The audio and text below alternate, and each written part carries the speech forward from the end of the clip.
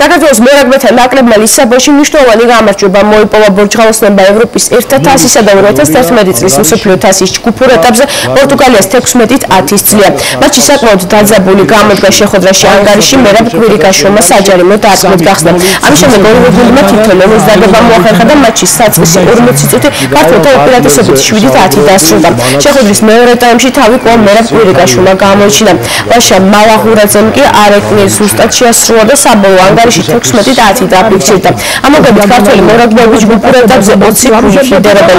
შეხვედრას კი ბორჯღაოსნები თბილისში ესპანეთთან გამართავენ. ჯგუფურ ეტაპზე კიდევ რამდენიმე შეხვედრა ჩატარდა რუსეთის ეროვნულმა გუნდმა ესპანეთი გასვლის შეხვედრაში 38-20 დაამარცხა, რომელმაც გერმანიას 37-5 მოუგო.